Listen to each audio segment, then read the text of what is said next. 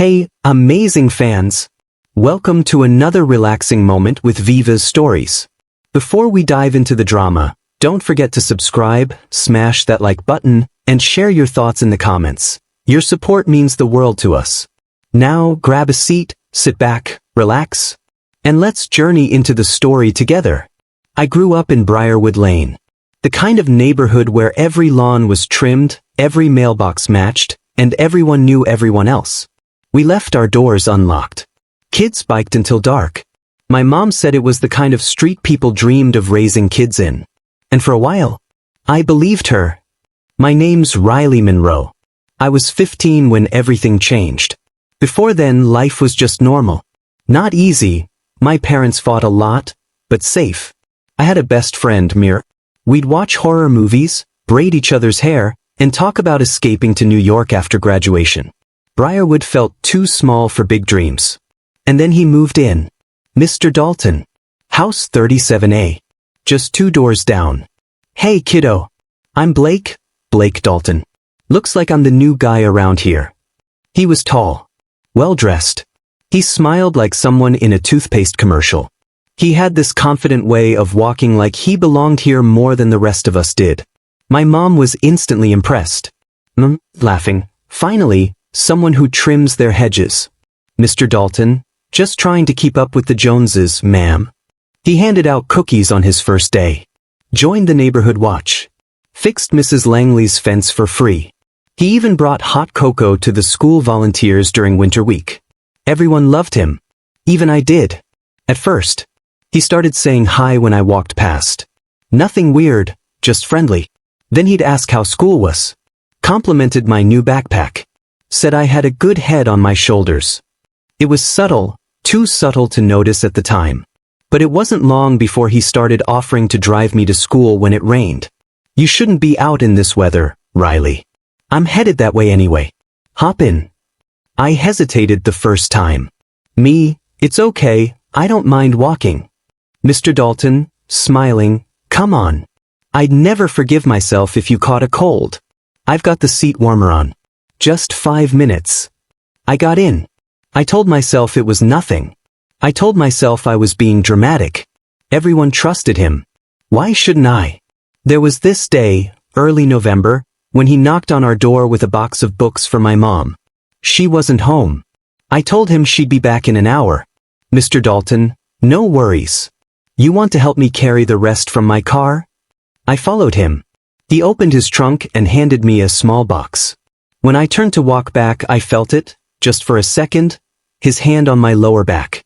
Not a full touch. Just a brush. But it stayed there a beat too long. I froze. And then it was gone. He laughed, like nothing had happened.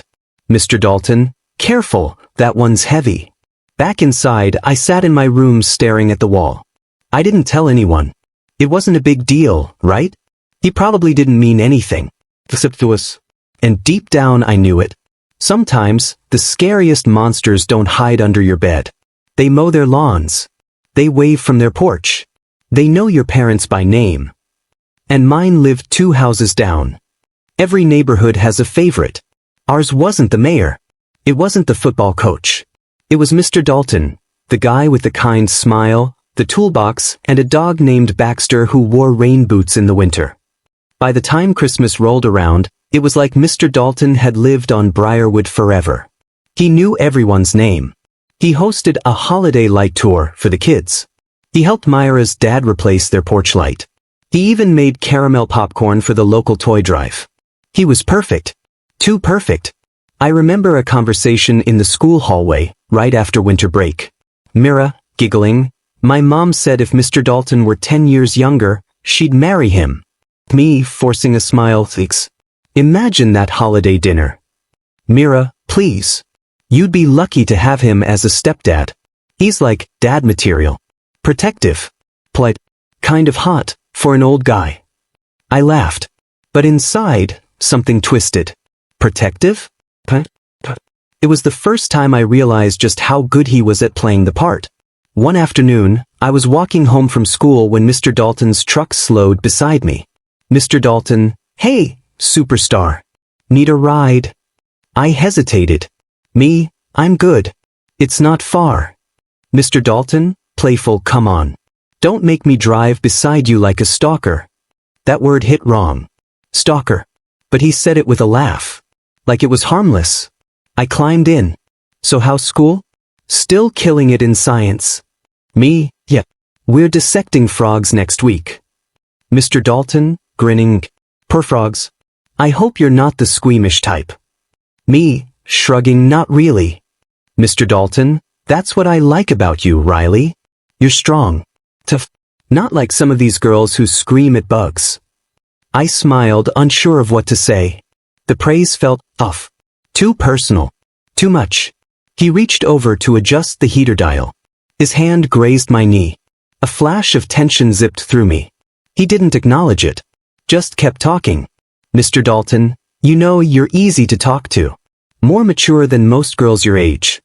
That sentence echoed in my head all night. I told myself again, he's just being friendly. It's nothing. He's like a cool uncle. Or a neighbor. Or something. That weekend he dropped by with a book he thought I'd like. A true crime novel. A little too mature for a teenager, maybe, but I took it. Mr. Dalton, you remind me of the girl in it. Smart. Brave. Quiet strength. You've got that edge, Riley. Who says that to a kid? I thanked him and closed the door. Then I shoved the book in my closet. But that was the pattern. Tiny compliments. Subtle touches. Gifting things. Building trust.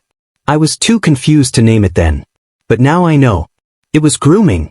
He was testing my boundaries, slowly pushing them further. Making me feel special, seen, older than I was.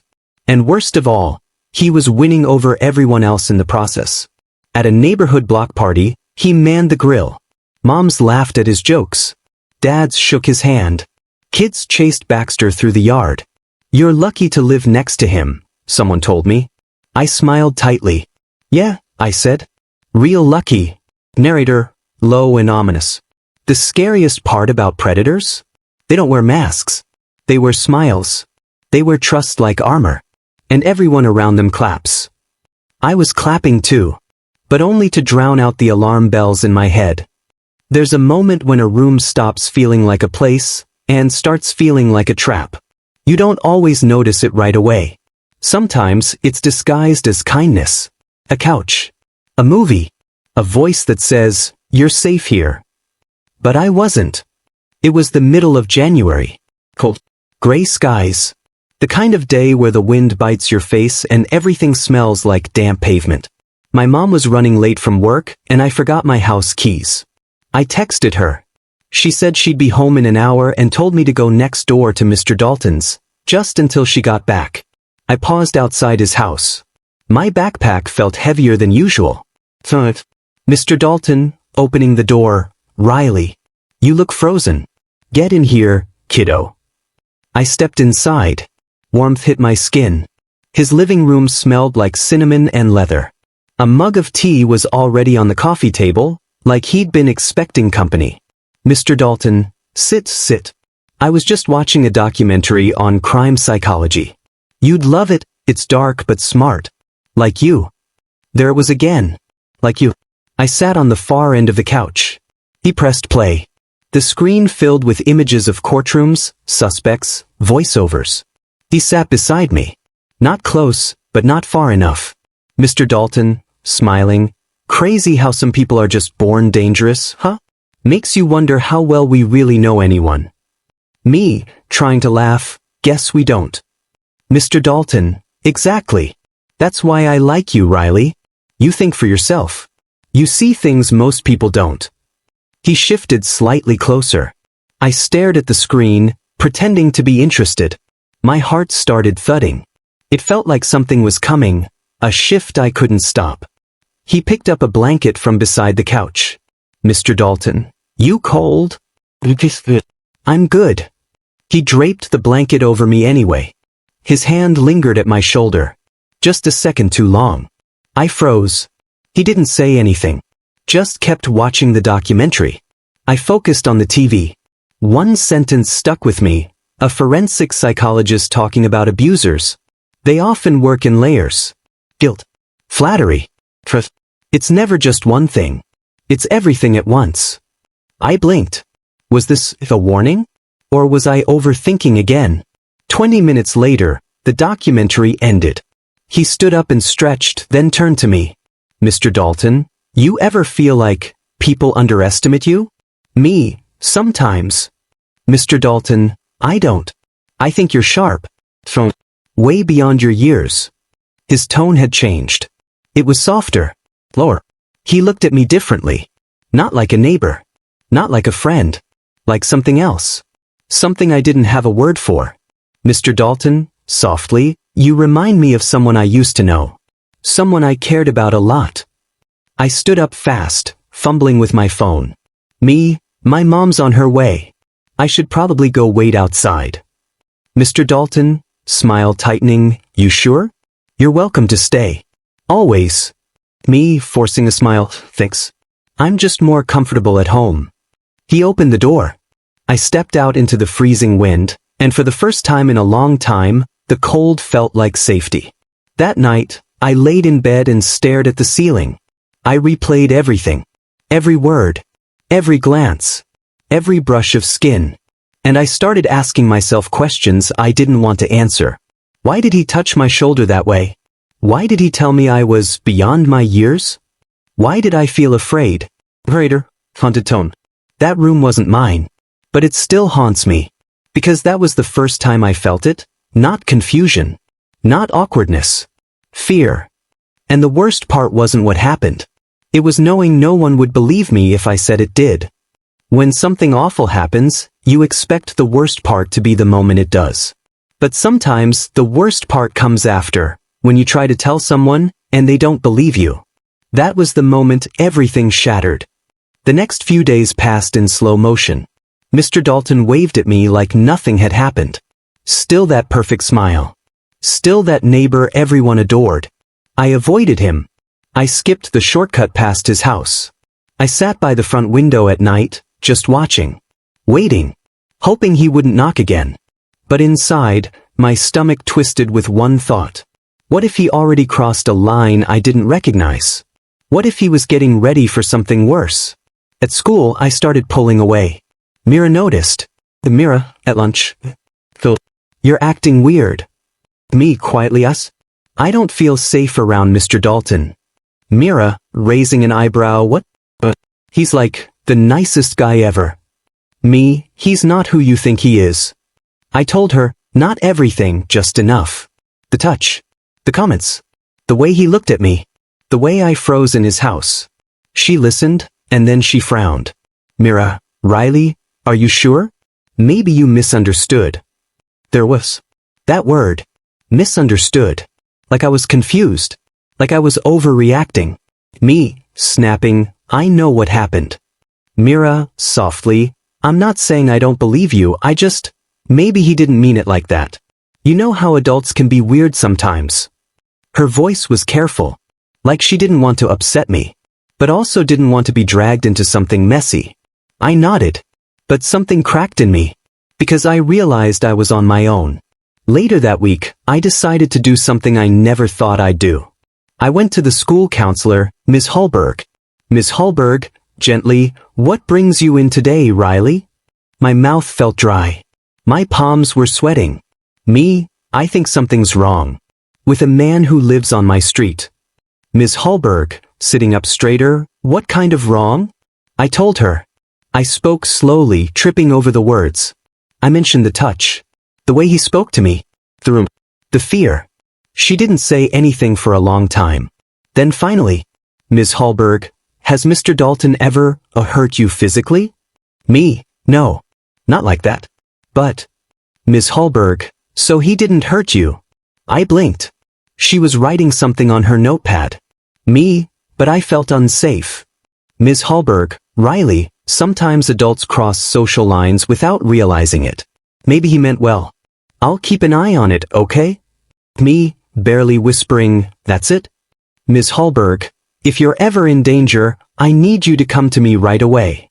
Otherwise, let's just observe for now. I left her office shaking. That night, I sat at the edge of my bed staring at my hands. Why was it so hard for people to believe me? Was it because I didn't cry loud enough? Because I didn't have bruises? Because I was quiet and smart and the girl who never caused problems? My phone buzzed. Text from Mr. Dalton. Hey superstar, saw you walking today. You okay? Need anything? You know I'm here for you. I stared at the screen. Then I did something I never thought I'd do. I took a screenshot. Saved it in a folder called Evidence. The day they stopped listening was the day I stopped talking. I realized something that day. If no one believed me when I spoke, then I'd have to make them see it. I didn't sleep the night after Ms. Hallberg dismissed me. I stared at the ceiling with my headphones in, listening to crime podcasts, not for comfort but for strategy. I listened to survivors. I listened to the way they documented things. How they built cases when the world dismissed them. The next morning, I waited until my brother left for school, and I went into his room. On the top shelf of his closet, covered in dust, was the old GoPro he used for skateboarding videos. I took it. At school, I was invisible again. That helped. No one looked at me long enough to ask questions. I slipped the GoPro into the front pocket of my hoodie. Angled it just right. I tested it in the mirror. My face didn't show, just the space around me. I practiced walking, sitting, recording. 2 days later, it happened. Another rainy afternoon. My mom got stuck in traffic. And Mr. Dalton's truck pulled up beside me on the sidewalk. Mr. Dalton, you're gonna get soaked out here. Come on, Riley. It's freezing. Me, hesitant, I'm fine. Mr. Dalton, smiling, don't be silly. Just hop in. You're gonna catch pneumonia walking around like that. I climbed in. The camera was rolling. In the truck, his hand brushed my wrist when he handed me the heater knob. He asked me how school was, then started talking about how lonely adults get sometimes. I didn't answer.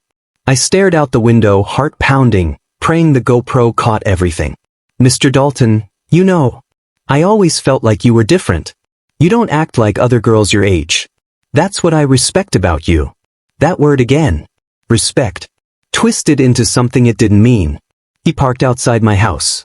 Mr. Dalton, hey Riley. Me quiet.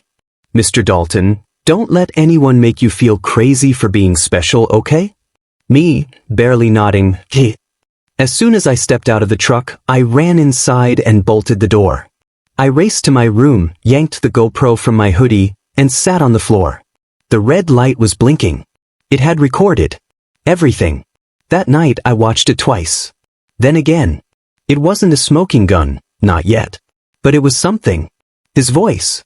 His words. His hand on camera, reaching across me. Then I started keeping a journal. Every text he sent. Every time I saw him waiting outside his house. Every uncomfortable comment. Every moment that made my gut twist. I wasn't just scared anymore. I was documenting. Weeks passed. The videos added up. I kept the GoPro in my bag. I charged it every night. I wrote down everything, even the smallest things. January 28th, Mr. Dalton brushed my hair off my shoulder in the driveway. Said I looked grown up today. Recorded. February 3rd, texted me at 11:34 p.m. Screenshot saved. February 10th, put his hand on my back while walking me to the door. Too long. GoPro caught the angle. Narrator, steadily. I stopped being the quiet girl. I became the quiet witness. And he didn't even know I was building a case, one uncomfortable moment at a time. Then came the day it all slipped. My friend Mira borrowed my phone during gym. Opened my Photos app. Saw the folder labeled Dalton Evidence. She opened one video. She gasped. Mira, what is this? I froze. Me, you weren't supposed to see that. I didn't know it was real. I thought you were just paranoid. Me, it doesn't matter what you thought. Mira, quietly, you need to show someone. I stared at her. Part of me wanted to yank the phone back and bury everything again. But the other part, the one that had sat in Mr. Dalton's living room trying not to tremble, was done hiding. This wasn't just my story anymore. It was evidence. It was power. And for the first time, I wasn't afraid of being seen. I was afraid of what would happen if I stayed silent. Secrets are heavy. You think locking them away makes them safer. But the truth has a way of leaking through cracks, especially when it needs to be heard. I didn't plan for it to happen like this. After Mira saw the footage, she begged me to go to someone, again. This time with proof. I said I wasn't ready.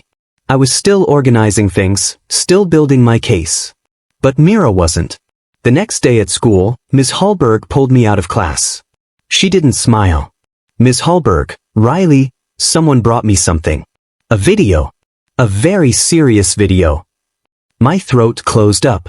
Me? What video? Ms. Hallberg, one where you're in Mr. Dalton's car. I turned to see Mira, standing just outside the door. Her eyes wide. Sorry. The school called my mom. Then the police. I sat in an office for hours. Answered the same questions over and over. Yes, that was Mr. Dalton.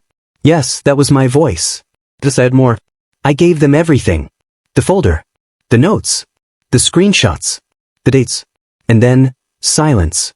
The school sent a letter home. The entire neighborhood exploded. Group chats. PTA meetings.